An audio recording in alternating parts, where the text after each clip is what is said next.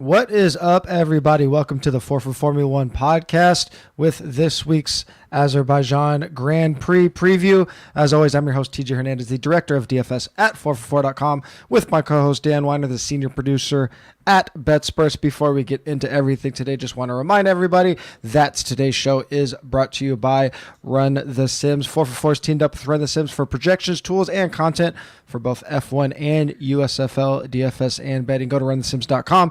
Use the promo code 4for4 for 10% off USFL and F1 offerings, or just click on the link in the description. Dan, what's up? Haven't talked to you in a while. Excited to get back to another back-to-back race weeks with a really, really good one to start off this 2-week stretch here. I'm good. Sorry, So to peel back the curtain here, there's a setting on StreamYard, which is what we use to broadcast this, to show the display names. I didn't realize till we started the show that I didn't have the display names turned on.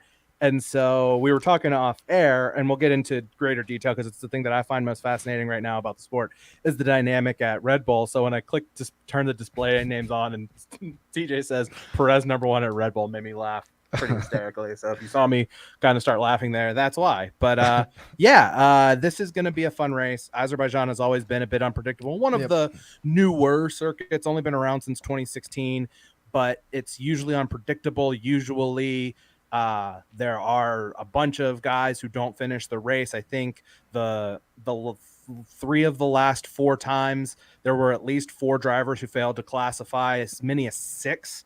Last year, less so. Only 2 drivers failed to classify, but 4 drivers didn't finish the race.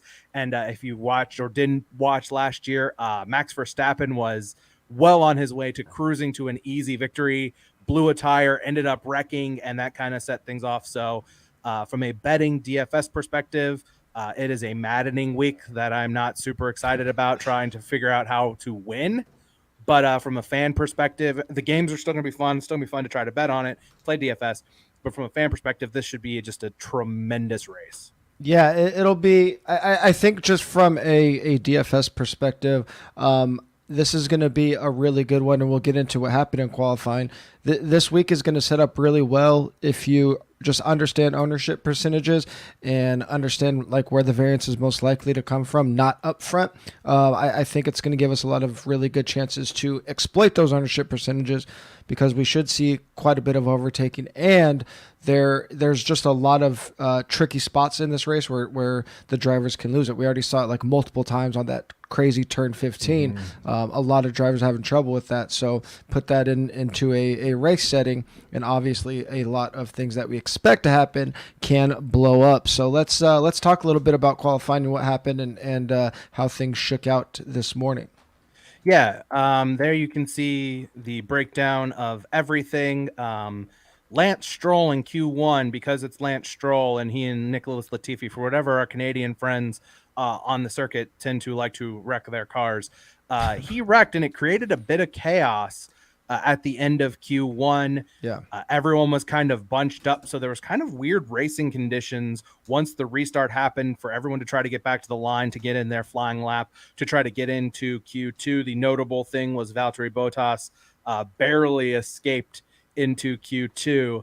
But from there, it was a pretty straightforward kind of qualifying. If you look at Q3 over there, Charles Leclerc has been insane. Like, qualifying may not be everyone's boat in terms of watching because it's just one-on-one, but Charles Leclerc's best lap was insane. It was beautiful driving. Every sector, the fastest sector. Yep. He was first. Sergio Perez, who has been the second best car all week at this track, he's second. Max Verstappen ends up third. Carlos Sainz fourth. George Russell, the Mercedes cars, struggling again this week, but he gets into fifth. Pierre Gasly's been awesome all week. Won me a bit of money this morning, which is pretty nice for his 6th place finish. And you see Hamilton, Tsunoda, Vettel, and Alonso round out the top 10, and just a much easier way to kind of see how the grid shakes out there. With you see both AlphaTauri cars in the top 10, which is kind of interesting. A lot of kind of the teams, if you look at it, just kind of looking at it this way, not a lot of variance in terms of teammates being with a large gap between each other. Yeah. Obviously, Vettel and Stroll is the one exception to that, but Leclerc and Sainz a row apart, Verstappen and Perez a row apart, Hamilton and Russell, Gasly, Tsunoda, Alonso and Ocon are a couple apart. So makes for a lot of interesting kind of discussions and decisions that are going to be have to be made when we get into talking about building your lineups in DFS this week.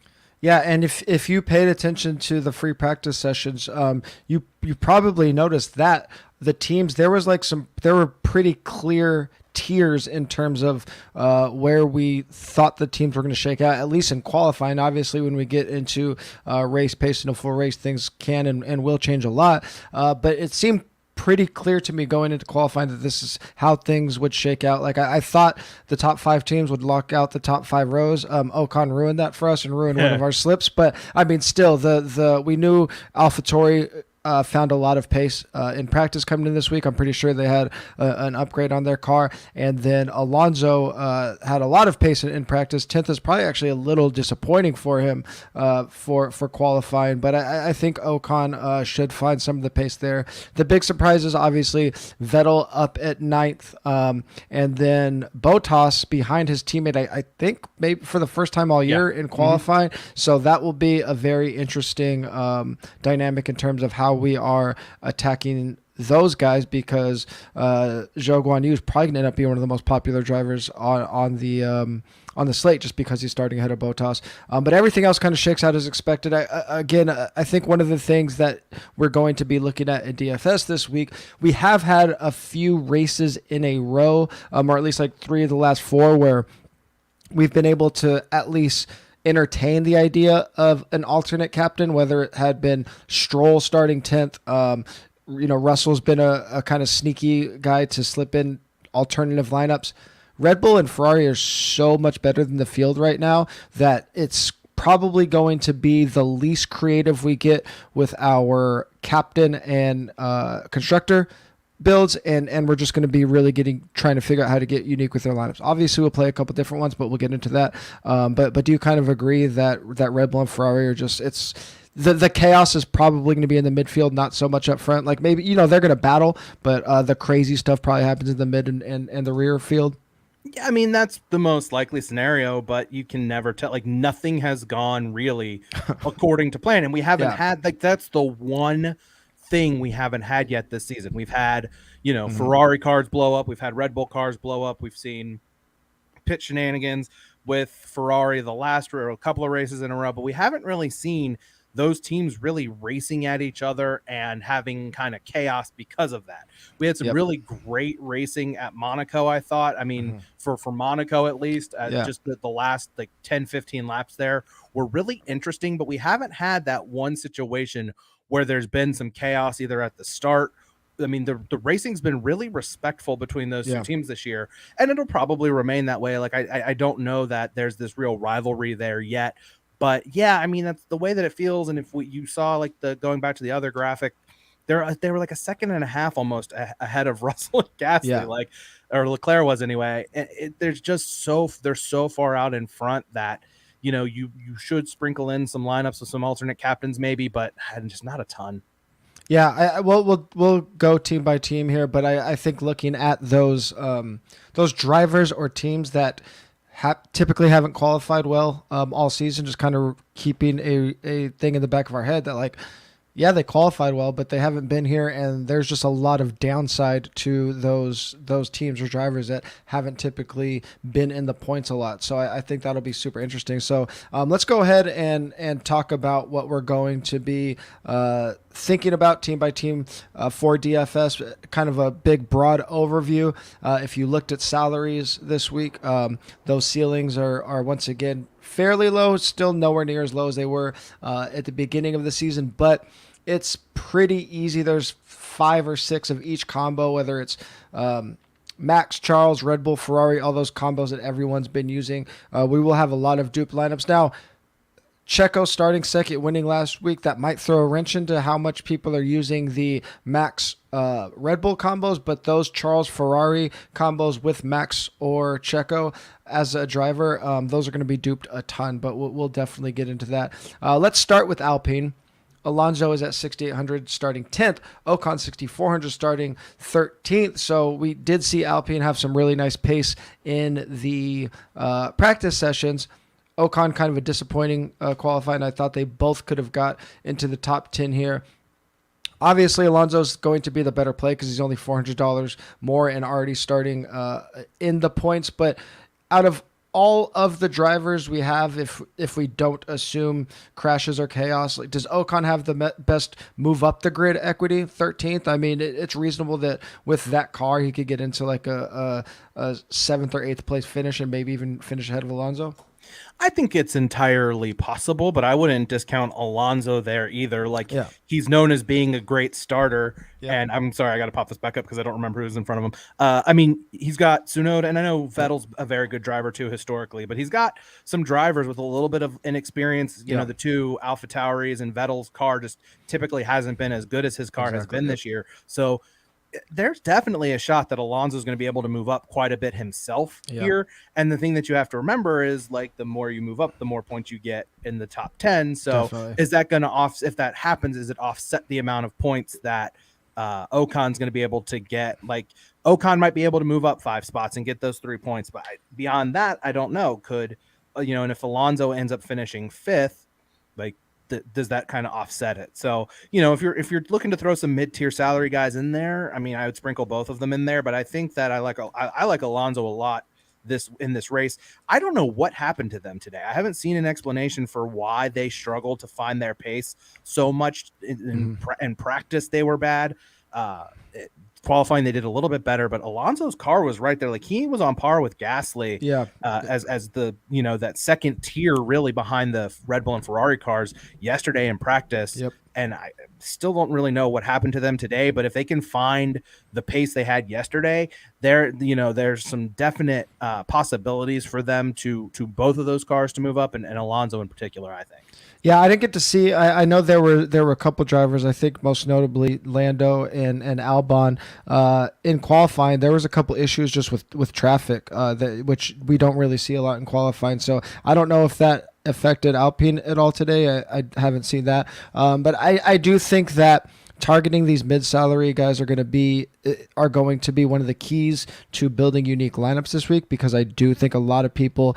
Again, we'll talk about, but Vettel and Zhou Guanyu, about they being so chalky, it's going to lend itself to a lot of studs and dud builds. So when we see how ownership shakes out on these guys, we'll have a clear picture. But I definitely think both of these drivers are going to be very important in building unique lineups. Let's move on to Aston Martin and Sebastian Vettel. Stroll crashed twice in one lap, which is very, very hard to do. I didn't know that was possible. So Sebastian Vettel's going to be he's tied as the second best salary versus grid position, starting 9th all the way down at $4,200. But at the same time, he has maybe the most downside on the grid because, as you mentioned, that car hasn't been great. That's a spectacular qualifying for him.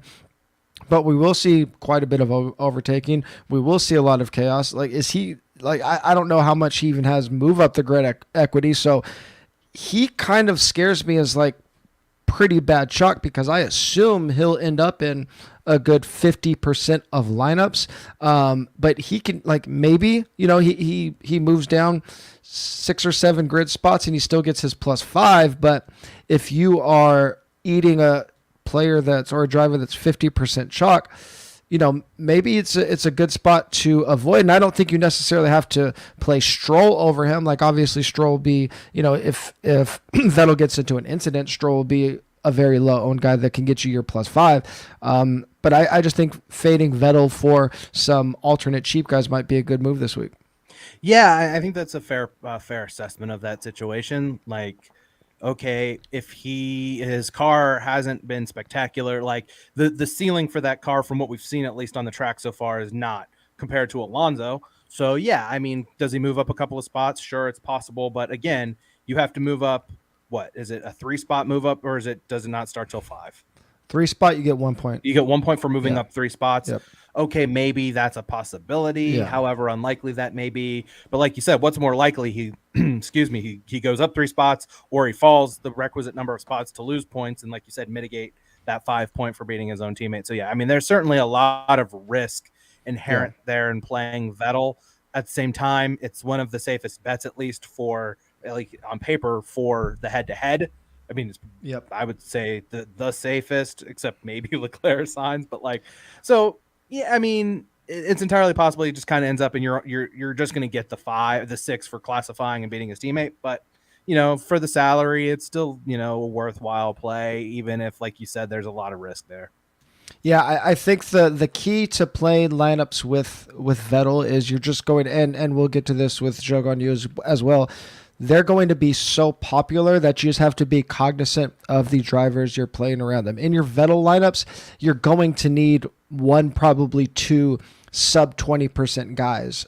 So that's probably going to be like a Bottas, who just people aren't going to play him at 7,400 starting 15th, or even one of the McLaren drivers. Like these are the drivers you're going to need in your Vettel lineups if you're going to separate from the field. Otherwise, you're just getting really really close to chopping. So speaking of Alfa Romeo and another team that's going to have a massive gap, at least in ownership, is going to be Zhou Guanyu and Valtteri Bottas. Zhou Guanyu starting 14th, but he's at $3,200 compared to Bottas starting 15th, one spot behind at $7,400. So Bottas is our worst value of the week, starting that far back with that high of salary.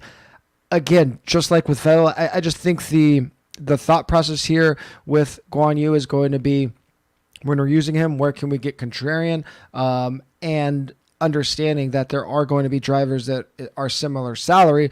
The most obvious probably like Albon or something that just aren't going to be as popular because, again, I think we find him in all the stud and duds lineups and then a lot of just, punt lineups to make salary, but he'll be a guy that's probably 40 or 50%. So obviously we're using him. I mean, what can Bottas even do from 15th? So it feels like every race, and I just started formulating this plan in my head to think about what scenario would I want to play Bottas. And there aren't very many, just salary wise, but there have been a bunch of times this year where a team with like a driver who's got potential starts in the back of the grid and they do some different things with tire strategies and those kinds of things. So could Alfa Romeo try something different with Bottas and see what he can do in that regard? Like, look, we know how fast he can be. We know he's the kind of driver who can make a jump from 15th into the top 10, but for him to be a worthwhile play at $7,400, what are you sacrificing otherwise? Like the guys around him, I have to clear this out for a second. I'm playing around with lineups while we're talking. Like Fernando Alonso, 6,800 is a much better value. Do you have more faith in Lando Norris for $600 more is going to have a better race than Bottas when you can be pretty confident that even though Lando Norris is only one spot ahead of his teammate, he's probably going to win. Now, I'm pretty confident Bottas will beat Zhou, although Zhou has shown some pace. It's just going to be a hard sell for me to put Bottas in a lot of lineups unless you're just trying to be ultra contrarian, which you should be if you're playing a ton of lineups, but I still don't know what the upside of that is going to be unless things play out in a certain way. As we've seen this year, it happens. It happens plenty, but I still don't know if I love the idea of playing him a ton. As much as I love him, as much as I do think that there is potential for him to go up just because of his ability, it's a tough sell. Yeah, I think if you have a Leclerc, Vettel, a Leclerc Ferrari, and then like a Vettel and say Gasly, I think can you fit Bottas into that? Yeah, so I think if you have like if you have Leclerc with Ferrari constructor, and then you have Vettel and Gasly, who are all also going to be very chalky, I think Bottas would make sense in that kind of lineup because he's just going to be super contrarian. He's going to offset those really popular guys. So if you really, really want to play Vettel and one of the AlphaTauri drivers for some reason in your Ferrari stacks, I think Bottas will make a lot of sense in there because he's just going to be one of those drivers that, like I said, you're going to need the sub 20% guy. He might even be like a sub 15% guy, which we just don't get a lot because there's only so many drivers. But we might even see him at sub 15% this week. So those are the kind of lineups you want to be using Bottas in. Yeah. That said, though, like think about it this way: if you're gonna play him in a lineup with Sebastian Vettel, and you're banking on Bottas to move up, Vettel is the kind of driver who would probably be one of the guys moving down behind him. Sure. So like, yeah, it's just it is so difficult to do that. It's playing around with that lineup. And yeah, I mean, you're not going to put Tsunoda in there because you're playing Gasly. It's like Schumacher and Albon are your best options otherwise in that lineup. And it's not a lot of upside, I don't think, there. So there's just not a lot of plays where playing Bottas is going to be high, like pay out for you. Definitely. But, you know, again, if you're playing a million lineups or how many ever like max lineups, you know, throw them in one, see what happens and go from there. Yeah, I think, like I said, just from that like super chart, we're going to have a few drivers with just so much ownership that he's just probably going to be one of the lowest owned drivers on the slate. AlphaTauri is a very, very interesting case this week because Gasly has been phenomenal all week and Tsunoda's been good. Now they're both starting in the top 8. Gasly 5,200 at 6th, Tsunoda 4,600 at 8th. So Gasly will be quite a bit more popular because he's only 600 more than Tsunoda, but Tsunoda will definitely get some ownership here because starting at 8th, even if he doesn't get that +5, he still is cheap enough where he could get you some points. And obviously, a lot of things can happen. He can still get you that +5. So they are both top 2 in terms of value if you look at the salary versus the grid position. If there's a driver that's more likely to move down, I think it's Tsunoda. So I think he will be probably 30-40% type driver. And like you talked about with Vettel, I think if you're trying to think about, you know, what driver could move down to push up some of these lower drivers we like, I think he could be one of those guys. So this is going to be the dumbest thing I think I've maybe said on this show, or maybe not. I don't know. We'll see. Is this a situation where it is possible to put both of those guys in a lineup together? I've been salary. I've been harping on like the idea of a double stack for a long time, and I think when it plays out right, it's going to hit. And I actually, at the end of our notes when we talked about unique stacks, I do think there are some yellow lineups where you can just go Gasly and Tsunoda as a driver, and it's going to be you're going to have 2 chalky guys in your lineup, and you're probably, if you're doing that, it's probably going to be in one of your like Red Bull constructor stack. It's definitely going to be in one of your Red Bull or Ferrari constructor stacks with whatever captain you choose to match them up with. But even though they're chalky, it's going to be a very unique combination. Like, we just don't see it a lot. So I've actually been pushing for like a double driver when it hits perfectly.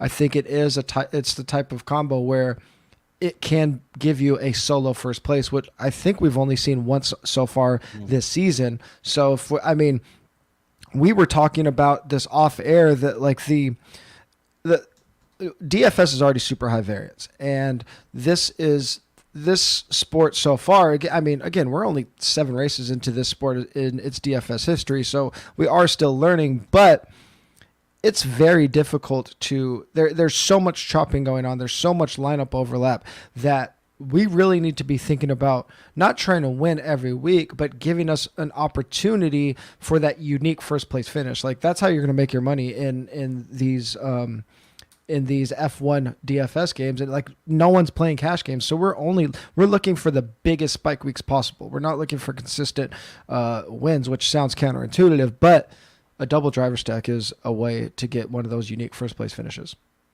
Back, so we jumped ahead there. So let's to get us back on track to what the discussion here between Gasly and Tsunoda. I have a hard time. Like, Tsunoda's can't beat Gasly unless something happens to Gasly's car. Mm-hmm. It just, he hasn't been as fast. So that's why Yuki's a risky play in that regard. Yeah. But again, because so much can happen, both guys are worth playing in some form or fashion, mixing some things up. And my last thing on this topic, which again is getting ahead of myself, I apologize again, but playing around with it, this might be the first time this year that you can play a starting lineup where all 5 of your drivers are starting in the top 10. Yeah, that's a really good point. You can play, you can play any of the Red Bull Ferrari cars with Gasly, Tsunoda, Alonso, and Vettel. And I mean, you can do Leclerc and Ferrari, you can do Red Bull and Max. Like, I don't know that we've seen that. I don't know if that's a lineup that's worth playing, but it was just something that playing around with it, I thought was kind of interesting. Yeah, I think you'll probably. I think if you do that, your cumulative ownership, even though you'll have that unique AlphaTauri combo, might be a little bit too high because you won't really have a contrarian guy in there. But again, I think it would end up being a lineup that probably chop still. I think I would still want one more guy that's a little more contrarian, but I don't think it's a bad lineup by any means. Especially if you're playing small field, if you're playing like the $33 8 max, I think it works really well in that. Just because there's only 250 something people in it. Yeah, like I said, I don't know that it's gonna cash anything special, but like I was just playing around with it. I was like, I don't know that we've seen that this year. I haven't really thought too much about it because I haven't really thought about the idea of playing two teammates together very often. But I mean, this I think is a situation where as a contrarian play, it's a possibility.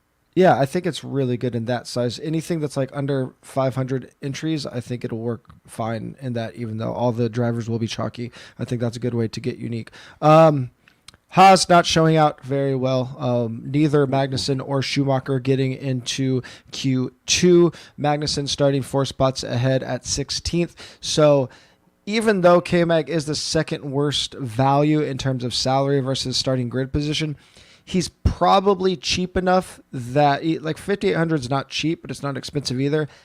I like Magnussen because he is one of the safer bets at the +5. And I think one of the keys this week is going to be building in this middle tier because, again, I think there will be a ton of stud and dud lineups this week. So that's why I like Magnussen. Obviously, Haas isn't looking great unless you have other insight into how their car is going to look. But I like that he kind of attacks that mid-salary build. I have no idea what to make of them this week. Yeah, I mean, you're like you said, okay, cool. You're going to probably get that +5 and then maybe the extra point for classifying. We've seen him put forth some good performances again, like Bottas. Will we see Haas try something? Will they zig when everyone else is zagging in terms of tire strategy and all that kind of stuff? Just because they really have nothing to lose in that situation. Like they're 16th. If they finish 19th and 20th, that would suck. But like at the end of the day, if you're not, if you're not first, you're last. If you're not 10th, you might as well be last. You know what I mean? So like maybe they throw a Hail Mary in terms of strategy and try to get into the top 10. So I guess maybe in that regard, they're kind of interesting to keep an eye on. But yeah, just a really strange weekend for them. And man, Mick Schumacher, I want to see him do well. I guess I don't really care. I guess I want to see Haas do well, but like at a certain point, I mean, I think I did this the last time I was on the show. Like we got to start seeing something from Mick Schumacher at some point. Like his name carries a lot of weight. It's going to bring sponsors. I understand that, but man, he's just not performing at all. And he's starting dead DFL, as we like to say in the business. And like, is there any chance he moves up? Like you're playing him, hoping him that Magnussen's going to crash, but like, that's not a great way to go about it. Like, so he's in terms of just DFS theory perspective, the Schumacher is, he is the Bottas play without upside. Like you're only playing him in lineups where, again, you have those.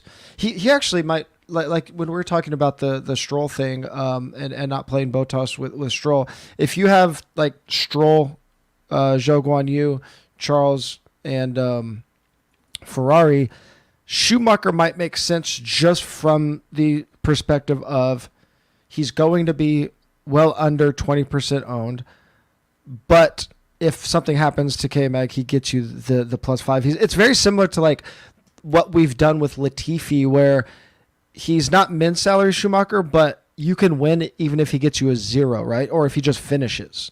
Like you could win because it's just going to give you a unique lineup. So I think the only way to play him is where, for whatever reason, you just like these super chalky combos together. I think that's the only way to play Schumacher. If you're playing 150 lineups, I think you maybe do it twice. Gotcha. McLaren is kind of stuck in no man's land this week. Like they're the only team that I've prepping for this podcast and looking at ways to build. I'm like, I don't really know how I fit McLaren into my lineups because it doesn't seem like they have a ton of upside. Like we've seen nothing from Ricciardo that suggests he's going to finish ahead of Norris without an incident at this point. They're starting right next to each other, 11th and 12th with Norris starting ahead. There is a salary gap, so $8,000 for Norris, $5,600 for Ricciardo. Maybe that gives you some inkling to want to play Ricciardo as a pivot in the midfield, since he maybe can get you that +5 from one back.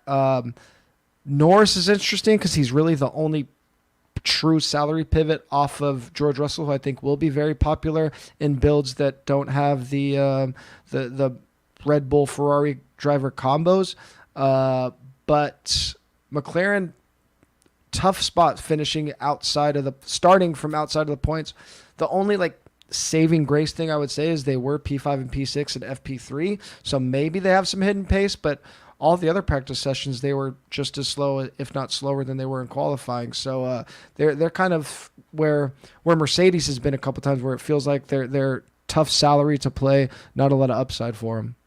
Yeah, I kind of look at it, if you just want to look at it like putting the salaries next to each other, Ricardo's $200 cheaper than Magnussen, Yeah. who you're going to be a lot more confident is going to beat his teammate, even though this is going to be one of Ricardo's better chances to conceivably beat his teammate, being only one spot behind him. I hadn't really considered the Norris's salary pivot from George Russell, which, okay, I like that's an angle that I would buy. And could I see Norris? Like, we've seen Norris start outside the top 10 and make his way up through the field this season at times. It's just, again, like a tough team to really want to play a ton. Yeah. So yeah, I mean, it's just something that I'm not super excited about potentially playing them. Yeah, that's kind of where I am. Like you said, I don't know, like the fact that they were good in FP3 won me money this morning, but like Yeah. they just weren't great yesterday, weren't great in qualifying today. Yeah. Yeah, I just don't see a ton of options to play Norris and Ricardo this week. Yeah, they're really in that no man's land. Like the other teams, you can get salary savings, even if they're not in a great spot. Teams like Alpine, they have some move up the grid equity, and we've just seen them be good. McLaren's just kind of been all over the map. Like they had a 2-race stretch where like, oh, maybe they're back, and they really haven't shown it since. So I don't think I'll be using McLaren a ton. I really like. I'd rather use just, because Schumacher's so cheap and starting the back and has like no downside, use them, where McLaren, they still have a lot of downside built in. We've seen them be pretty bad in races. So like, either driver you start, they can conceivably move down 5 or more spots by the time all is said and done. Mercedes, after one race, they flip it back to Russell being cheaper than Hamilton.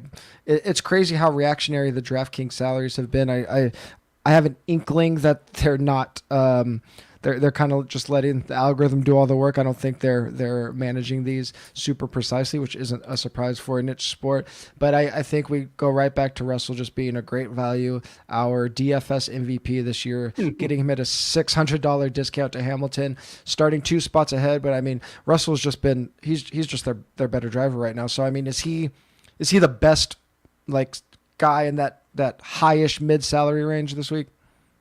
Yeah, I mean, he provides you with some options that like gets you some more guys in there than like necessarily playing a Charles Leclerc, Max, Charles Leclerc, Sergio Perez, Charles Leclerc. Like, he gives you a little bit more options in the middle of the field than like a studs and duds lineup would.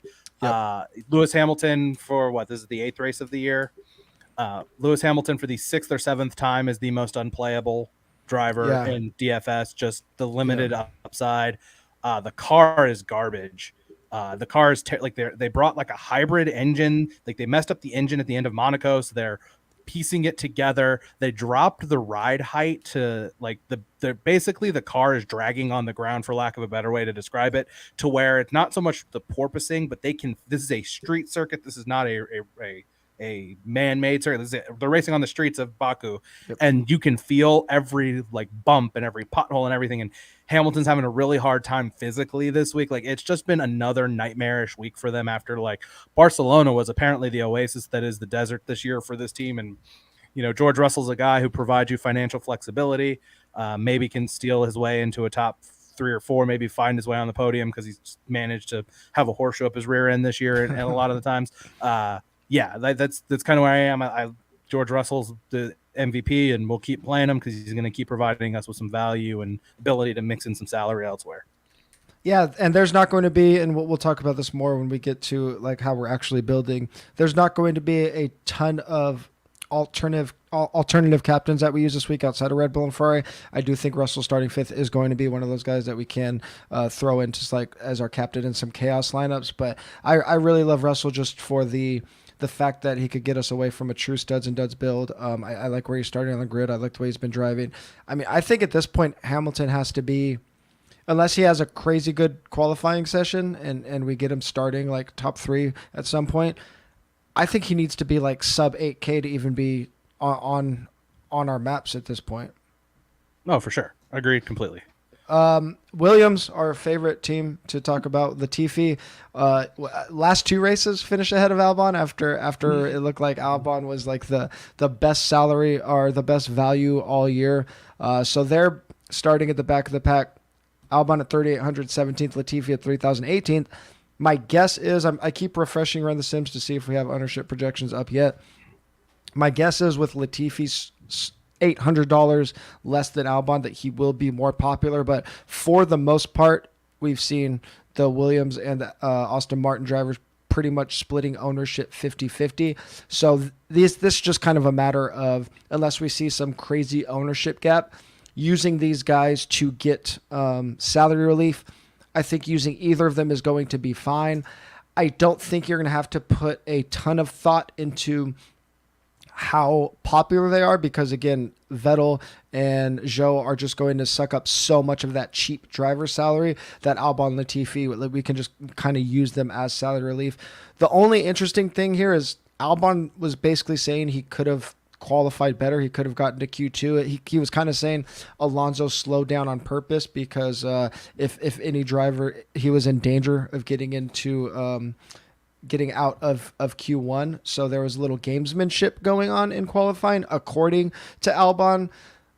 The only reservation I have about Albon saying that is he hasn't shown any pace all weekend. They've been 17th, 18th, 19th, maybe he had 20th in all the free practice sessions. So I don't know. I think maybe Albon might be wrong there. I don't think Albon has been an interesting play for a guy that has move up the grid equity. I don't think either of them have it this week. Yeah, I think the thing that I will say to just be contrarian here is I don't think anything you said was wrong by any means. This might be a week where he might have a little bit more value than normal. Yes. Because I think so many people like basically Guan Yu Zhou is going to take some of the ownership that would usually go to him. Sebastian Vettel's ownership will probably tick up a little bit because of how far ahead of Stroll he's starting. So maybe fewer eyeballs on Albon because of how good Zhou did in qualifying and starting ahead of Bottas. So maybe there's a little bit more value in playing Albon than normal, but he's only a spot ahead of Latifi. Yep. I agree, the car hasn't been very good this week. So, there's not a ton of downside because you can't lose. Yeah. Your worst case scenario is 0 points, right? You can't get negative points this week. So that's why both of those guys fit as salary fits, and you throw them in and hope that what happens, and to be able to play you're going to need Latifi in a studs and duds, which if you want to play a studs and duds, that's what you're going to have to do this week. So it's a possibility that it could happen and work out for you. So yeah, you got to play them, maybe a little bit more value than normal because of how some of the other guys at the bottom of the grid did. But yeah, they kind of are what they are, and they are who we thought they were. Yeah, and I should say that over the last 2, maybe 3 races after we have multiple weeks of race data, the Run the Sims ownership projections have been insanely accurate. So the one thing I would say about Albon is if ownership projections do come in and we have him say, I would expect them to both be in this 25 to maybe 35% range just because they're so cheap. If it comes in and Albon is sub 20%, all of a sudden I'm just going to smash him. If he's sub 20%, I'll have him in half of my lineups. But otherwise, I'll just be using them both for salary relief. Yeah, that makes sense. Moving on to how we are kind of going to fit all of this together.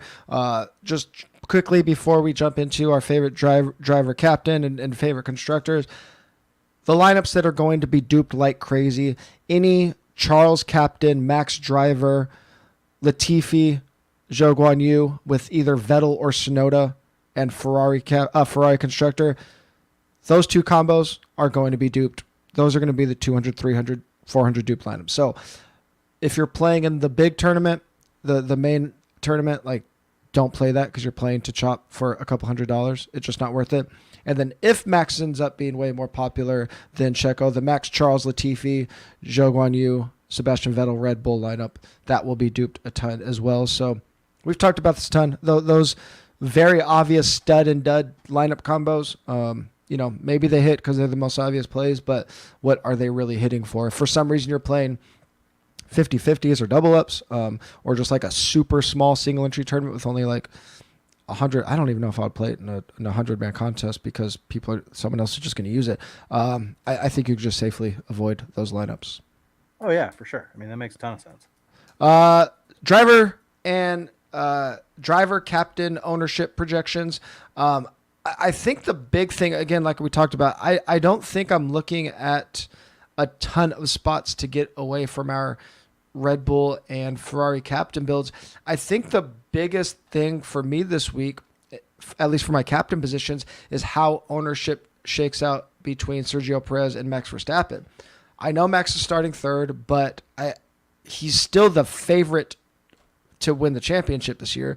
He's still the favorite at least on DraftKings to win the race this week, even though He's he's a favorite everywhere. Starting at third. So if we get one of these weeks like we had, I think it was Miami, where Max is sub 20%. His captain ownership projection is sub 20%. Like, we just have to smash that, right? If it's that easy to be that overweight on the best driver in the field, which we think is the best car in the field, I'm all over that. And if Checo and Max split ownership, say we get like Charles coming in at 45% captain ownership and Checo and Max are both around like 22%, I think I'm just going to be crazy heavy on Red Bull across the board. Yeah, this is the most interesting debate, dilemma, whatever you want to call it, in the sport right now. Because you look at their numbers, and Checo Perez, it's not even, hey, he won the last race.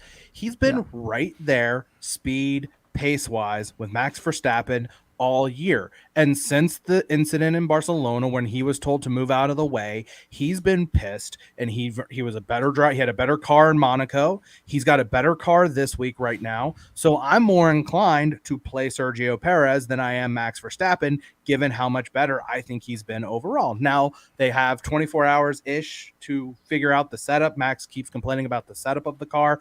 Baku is interesting, maybe, going kind of back a little bit, because it's a really interesting race because the circuit has so many different elements that you need to be good at. It's got, slow speed corners. It's got a bunch of medium speed corners. It's got one of the longest straightaways in the sport. Like, it challenges every set of skill that you're going to need to do well. So getting the car set up right so that you can handle the corners well without losing speed on the straights, enough speed on the straights so that you're not slip sliding away in the corners. Like, it's tricky.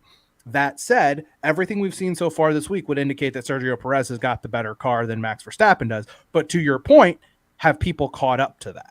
Are people just going to look at it and say that Sergio Perez is starting second, Max Verstappen is starting third, and have more ownership with Sergio than Max? If that's the case, then I can kind of see where you're going in that regard. But at the same time, like, Sergio gives you some flexibility salary wise that can also help.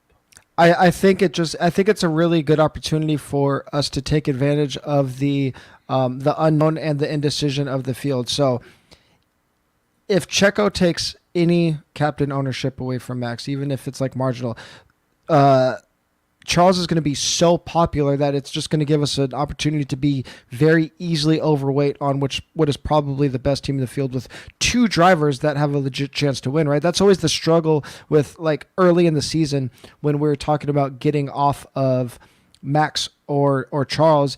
It's like, did Checo and Carlos Sainz even have a real, like, winning, like, did they really have winning upside? Now we know Checo does.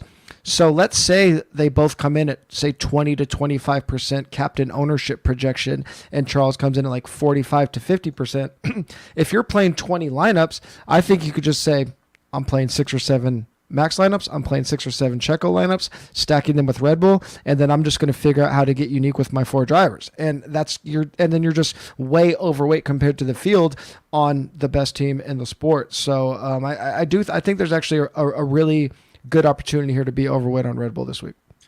And that, I think, makes a lot of sense there. I mean, I do think that both of the drivers have potential, and you don't want to ever count out Verstappen, but man, Checo Perez has been so good, and it creates some also interesting dynamics when you think about, like, are we going to be at a point this year where Red Bull asked the defending series champion to play defense for the guy who's been viewed as the secondary driver, when you can almost guarantee that at any point during the rest of the season, if Carlos Sainz has a chance to help Charles Leclerc, he's going to be asked to do it, and he really can't say no. Like, he really doesn't have that flexibility, but that's neither here nor there. I just think that I just think that Checo, again, salary wise, is a guy who I'm just so fond of this week.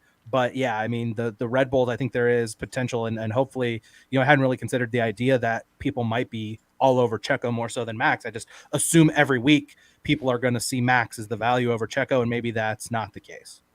Yeah, I'm excited to see the ownership percentages on that. I already mentioned that with George Russell starting 5th, we always want to have like a couple of random chaos lineups. I'll have some Russell captain lineups for sure. Do you like the idea of having Russell a couple captain lineups? And is there any other captain you like? Like the only other thing that I would guess when Run the Sims projections come out, I think it will probably make sense to have some Vettel captain lineups, because that cheap driver starting high gives you just a unique lineup build for a crazy day. Like, I don't think you need to use that a ton, but just from a lineup building theory perspective, having one or two of those lineups is always going to make sense. But are there any other drivers that you would even entertain as a captain? Probably not. I mean, maybe. I mean, Gasly's one spot back and has been fast all week. Yeah. Like, I'm playing around with it right now. Like, what's the best lineup I can put together with Gasly? And if I put, let's see.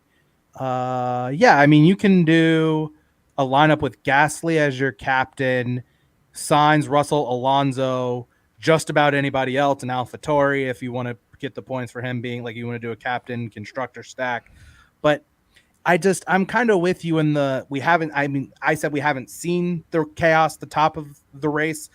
And I'm with you in that, like, if there's going to be something crazy, it's probably going to be in the middle of the field. So, yeah, I mean, if you're playing a ton of lineups, build for contingency. But if you're only playing a handful of lineups, I don't know that I'm playing anyone in my captain spot other than the top 3 drivers on the grid.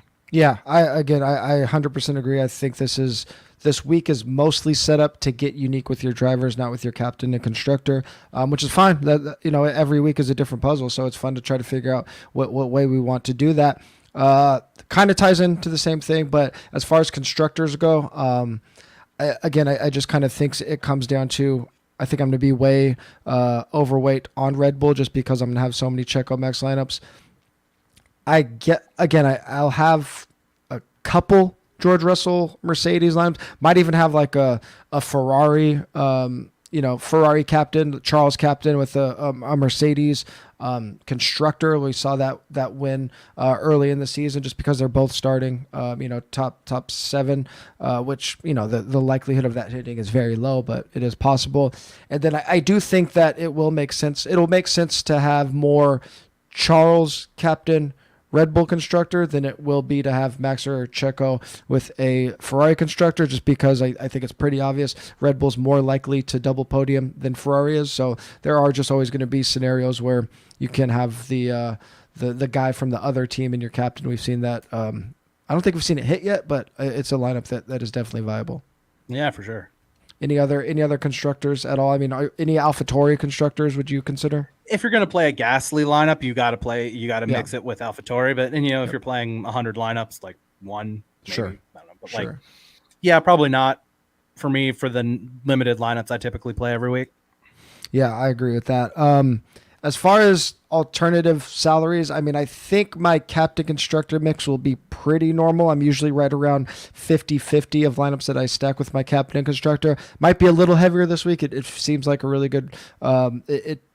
It doesn't feel like there are a lot of scenarios compared to some other races where a captain and non-constructor hits. So maybe I'll be at like 60% of my lineups will have captain constructor. If you're playing 3 max or single entry, I think you could just lock in captain constructor combos.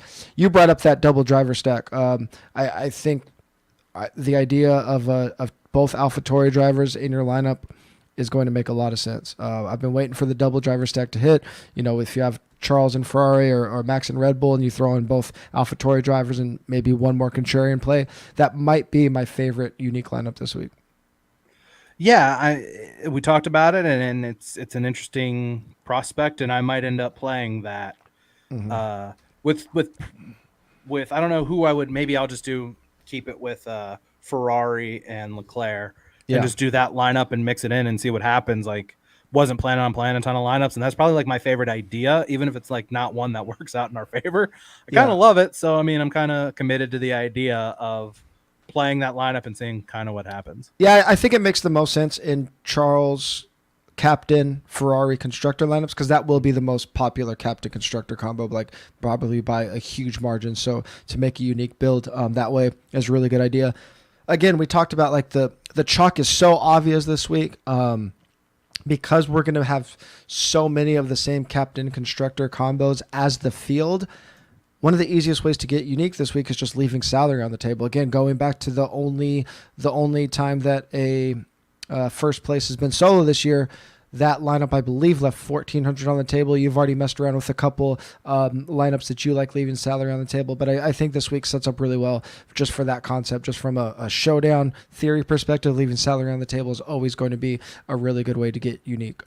Yeah, I mean, it helps when you have two guys who are 5,200 and 4,200 starting in the top 10, Mm-hmm. and a guy who Definitely. beat his teammate for the first time in his career in qualifying at 3,200. It allows you some flexibility there to play that lineup and see what happens. Yeah, I think if you have a rule where you have, I don't know, whatever amount of lineups you're comfortable with, I think maybe a good 35 to 45% of my lineups will leave over $1,000 on the table, if not 1,500. So just be thinking about that. I do think the most popular builds this week will be studs and duds. So I think any way you're getting away from just a pure studs and duds approach is going to be a really good idea this week. Oh, for sure.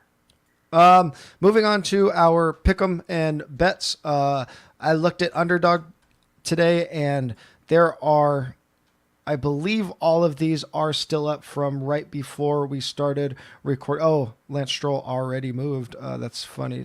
I guess I'm. Oh, Stroll and Bottas already moved. I'm moving the line single handedly. My favorite. We're getting a freebie every week on Underdog. They're giving us Carlos Sainz over under zero point 0.5 laps led. Like they keep giving us a guy that's like has almost no chance without some crazy stuff happening at leading a lap. So I like Carlos under zero point 0.5 laps led. Stroll, they moved him to his finishing position 16.5. I think I probably still like the over on that, but not as much. Bottas starting back at 15th. Now they have him at 12.5, so I think I probably still like the over on that. And then they have Ocon versus Ricardo head to head. I like Ocon to finish over Ricardo starting one spot back. Yeah, I mean, I think Ocon over Ricardo is just like that to me is crazy. Yeah, that's a Like, smash, I but think. Stroll again. Yeah, I mean, the one of those that I'm kind of precarious on is I think Bottas does have the ceiling to, make some things happen, but he would be what 3.5 spot. He would need to Yeah, be. it was a He'd need to go smash up 4 bet. spots. Yeah, well, it's So, at 12.5 now, so it's not as good of a bet. But at 11.5 starting 15th, that was like a yeah, smash. But now it's still pretty tough now. yeah. I think it's tougher now, but I think those other three are really, really good looks, and mix them in and see what else, kind of how things move over the next few hours into the morning, and go from there. Anything in the betting markets pop to you this week? The markets are kind of slow to develop, so I was trying to look at some outright prices, and at Bet Rivers or Sugar House, if you're in New Jersey and Connecticut, Charles Leclerc is plus 175 to win the race. That's the best price I I saw mean, yeah, on that's great. him. Look, I narratively, like, narrative is the only reason why Charles Leclerc shouldn't be a favorite in this race. Yep.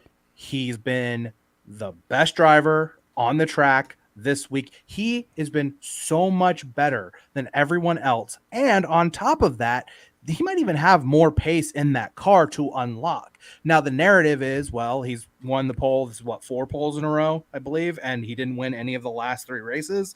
And we know that Ferrari, if they can find an opportunity to screw up, they will find that opportunity because that's what they do. But you cannot bank on that just happening. That's not a reason. Like, there's no empirical evidence for what we've seen so far to suggest that he's not going to win this race. Now, we've seen weird things have happened all season long, and like we said, 3 races in a row he won pole, did not win the race. So, like, he should win this race, and that's the best price that I saw for him. If you're going to bet anyone else, I like Checo just because of the price. You can get him at plus 330, whereas Max is still the favorite at most places, and Checo's got the better car, at least from what we've seen so far. Maybe that changes overnight. Maybe Red Bull unlocks something with Checo Perez at plus 3,000 or at plus 30, excuse me. Plus 3,000 would be a much different price. And then this other one was on Bovada. Sergio 330, I believe, was that. I got that at FanDuel. Alonso. So if you watch Formula One, you know that the fans vote on the driver of the day. It's the fan poll. And you can bet on that at Bovada. And the market is fascinating to me. Now, the only person who didn't either finish first or second in the race to win driver of the day was Hamilton in Barcelona when he had the collision with Magnussen and ended up finishing fifth or whatever it was, like coming back to the field and finishing. But like typically, yes, this season and most of the time, the guy who wins the race is going to be the guy who gets there. But Azerbaijan's been a race where weird things do happen. And I talked about how much I love Fernando Alonso this week. And I think that there's some potential for him to move up. And if he can go from like 10th to 5th or 4th, he's got and he's a popular guy. He's been around forever. He's got a shot to win it. Bovada had him at plus 5,000 or 50 to 1. So I'll throw a few bucks on a 50 to 1. That could happen. Not super likely, but I threw that as my kind of Hail Mary because I like a stupid long shot bet. I cannot resist them. They are my weakness as a bettor. I love Fernando Alonso in that spot though. So that was like a fun one, but if anything else I see, I will put out on my Twitter page.